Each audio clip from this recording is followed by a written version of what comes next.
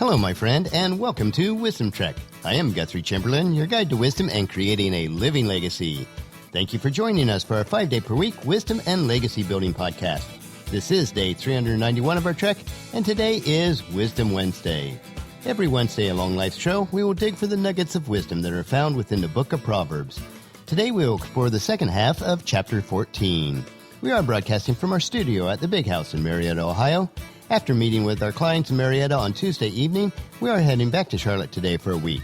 It will be good to take a break from the renovation work we have been completing on the Big House, although we will return to Marietta the following Wednesday to work with our clients here and for our granddaughter Aurora's 5th birthday celebration. We are truly blessed that our work is somewhat location independent. Maintaining 2 homes was never something I would have imagined doing, but we do feel that it is God's plan for us for this season of our life. While we fully realize and understand that there are no guarantees in life, real estate, at least, is usually a wise investment long-term, so our hope is that it will remain to be so for many years to come. Making wise decisions to the best of our abilities is important in life, and there is no better source of wisdom than God's Word, and particularly the book of Proverbs. As we head out for our trek for today, let's dig for those nuggets of wisdom that fill the book of Proverbs. Today we will dig in the second half of chapter 14, and today's trek I am calling, Wealth is a Crown for the Wise. And let's start with verse 18. Simpletons are clothed with foolishness, but the prudent are crowned with knowledge. Many times you can tell something about a person by the way they dress. In this verse, we can tell if a person is simple because they clothe themselves with foolishness.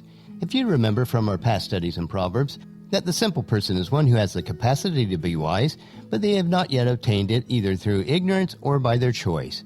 The default attire for this person is being foolish. A person who is truly a fool, though, who's someone who knows what wisdom is and how to obtain it, but has deliberately chosen to ignore wisdom. In contrast to the simpleton, a prudent person will also be known by their attire. They will have wisdom, knowledge, and discernment, and it will be as evident and obvious as if they were wearing a crown. Verse 19, evil people will bow before good people. The wicked will bow before the gates of the godly. A person who chooses to ignore God's precepts will eventually be subservient to the people who have chosen to follow God's precepts. The evil or wicked person will continue on the wrong trails of life, and when they get into trouble because of their unwise decisions, they will have to bow before those who are in the positions of authority for assistance. Verse number 20, the poor are despised even by their neighbors, while the rich have many friends. An unfortunate fact of life is that most people will be friends with somebody who can provide benefit to them. The poor person usually has little to offer, so most people will not like them or get to know them, even if they are close neighbors. A person who does have wealth will have many fair-weathered friends who are looking to benefit themselves, but these type of people will never be true friends. Verse number 21, it is a sin to belittle one's neighbor. Blessed are those who help the poor. As an extension of the previous verse, we see how God would want us to act. This is one of his basic precepts that we should follow. We should not look down on one another or make a person feel inferior for any reason, especially not for an economic reason. The way that we will prosper in life, both spiritually and financially, is to help those who are in need, especially those who would have a difficult time correcting their financial situation on their own. Verse number 22, if you plan to do evil, you will be lost. If you plan to do good, you will receive unfailing love and faithfulness. One of the many reasons that I love to study the book of Proverbs is that it's just so practical. The precepts and principles of God are clear and easy to understand, just like it is easy to understand the law of gravity. If you do evil deeds, then you will lose your way in life and suffer the consequences for your decisions. In contrast to this, if you make it a habit to plan to do good, you will receive the same back in the form of love and faithfulness from others. Verse number 23, work brings profit, but mere talk leads to poverty. The truth of this verse could not get much simpler. If you work and live within your means, then you will be profitable. You will slowly gain wealth in your life. If you only talk about working but never get around to it, then don't be surprised when you end up in poverty with nothing. Verse number 24, wealth is a crown for the wise. The effort of fools yield only foolishness. A crown is a sign of honor, of status, and of someone who has exerted the needed effort to succeed. In addition to royalty, a crown was often given to the winner of an athletic event. If you are wise in your life, and especially financially, your wealth will be your winner's crown. On the other hand, if you are foolish and spend more than you earn and do not make wise investments in life, you will end up harvesting the crop of foolishness. Verse number 25, a truthful witness saves lives, but a false witness is a traitor. There is little sadder than a miscarriage of justice, especially in a court of law. We know that it does happen, but it does not make it noble or right. A person who is truthful in their testimony and all areas of life will help those who are wrongly accused.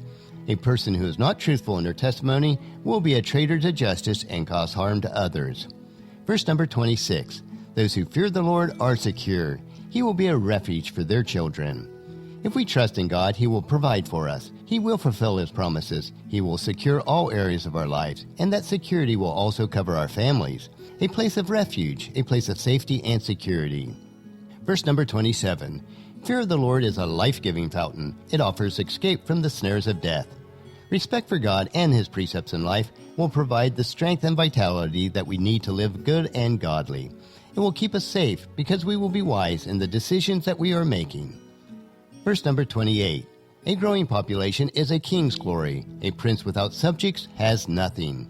The results of our efforts are proof of whether we are good and honorable. For a king, that would be the number of people who are his subjects. For someone else, it would be that which we are responsible for. In contrast to this, even if you are in a position of power or status, if you are not responsible for anything, then it is just an empty shell. Verse number 29. People with understanding control their anger. A hot-tempered person shows great foolishness. One sure sign of a wise and competent person is how they act when confronted with conflict and stress. If you are wise and understanding, then there is no reason to lash out at others. A person who loses their temper shows immaturity, selfishness, impatience, lack of confidence, and foolishness. Verse number 30. A peaceful heart leads to a healthy body. Jealousy is like cancer in the bones. With all the advancements in medical science the past few decades, only confirms what King Solomon told us several thousand years ago. If you learn to control stress and remain at peace, then you will maintain your health.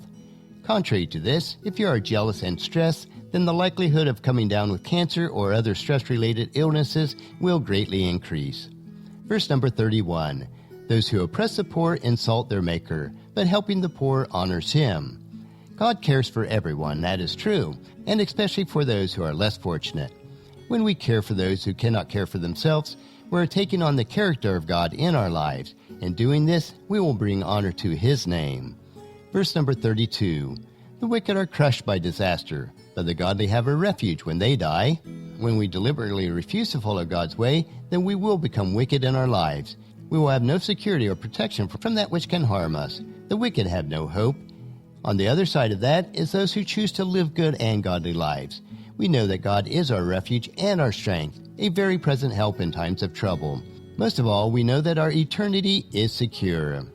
Verse number 33. Wisdom is enshrined in an understanding heart.